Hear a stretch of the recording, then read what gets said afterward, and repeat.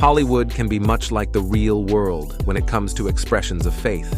Some wear their belief on their shoulder, while others keep their cards a bit closer to their chests.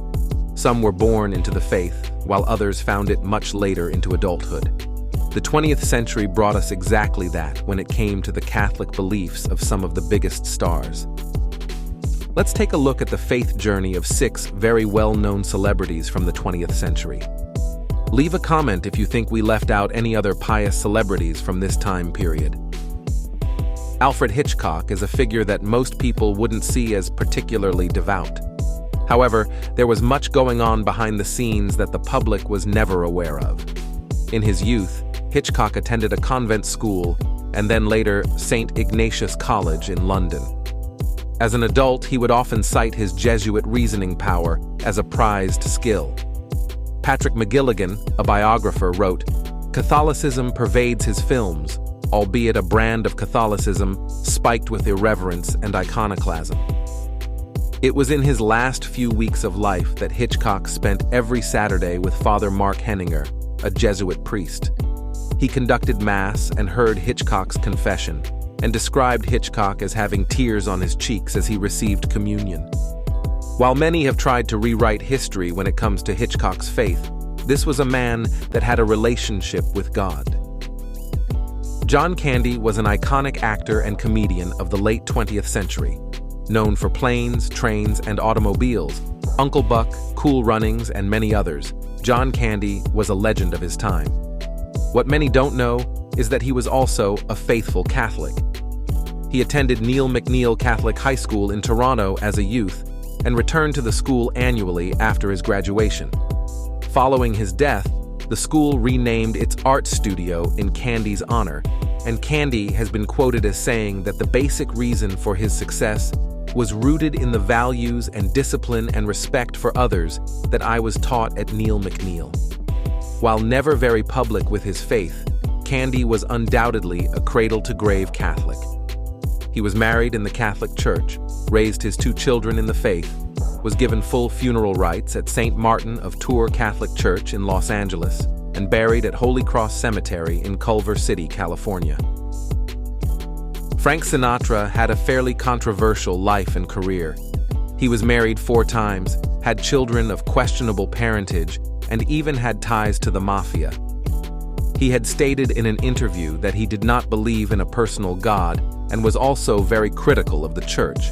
But this goes to show that there is a redemption arc for everyone, no matter how serious the circumstances.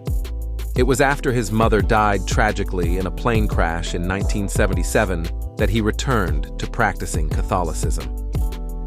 A People's Magazine article also explains that since his return to the Catholic faith, his charity appearances grew more numerous, and that when he died, he was given a private Catholic funeral at the Good Shepherd Catholic Church in Beverly Hills. Chris Farley grew up in a Roman Catholic family and attended Catholic schools in his hometown, including Edgewood High School of the Sacred Heart. The story of Farley's faith can be seen through the inspiration for his famous character on Saturday Night Live, Matt Foley. Most people know this character as the guy that lives in the van down by the river. What's interesting is that the name Matt Foley is borrowed from an old college friend, and he's a Catholic priest today. Foley first met Farley nearly 40 years ago playing rugby at Marquette University. Foley said Farley was very religious, attending Mass daily in college, and continuing to ask him for spiritual guidance as he struggled with his addiction later in life. Foley stated, "He was very much aware of his struggle, but I think he was a good Catholic in practice because he recognized God's saving grace." Once a year, Foley visits Farley's grave and celebrates Mass at the Resurrection Cemetery Chapel with his family. Andy Warhol was born in Pittsburgh in 1928 and grew up in a close-knit community of immigrants from Ruthenia near Poland's southern border. As a boy, he spent Sunday mornings gazing at Christ, the Virgin Mary, and the saints in the St. John Chrysostom Byzantine Catholic Church.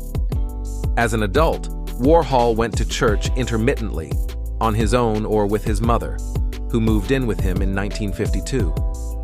Religious themes appeared throughout his work over the years, and in 1967, at the height of his fame, Warhol accepted a commission from the de Menil family on behalf of the Catholic Church and created a series of films titled Sunrise Sunset for the Vatican Pavilion at the World's Fair in San Antonio.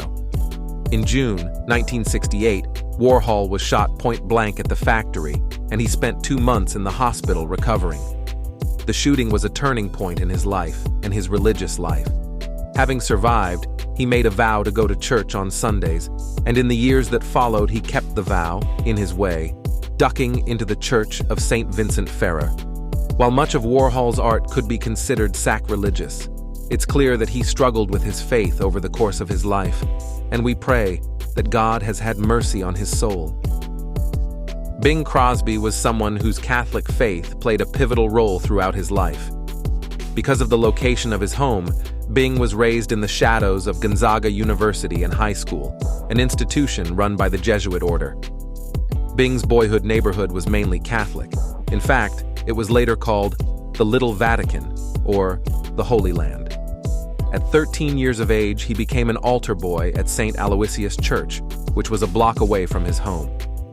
Going My Way was released in 1944, and it gave Bing Crosby one of his biggest box office hits. Crosby's role, a young Irish priest charged with taking the reins of a New York City parish from its aging pastor, solidified the actor's reputation as one of Hollywood's most devout Catholics. Crosby is also credited with paying for the organ at St. Ida Catholic Church in Chicago, a favorite stop during his visits to the city. Crosby passed away in Madrid and left strict instructions for his funeral. A low mass, closed to the public, and was buried in Holy Cross Cemetery in Los Angeles.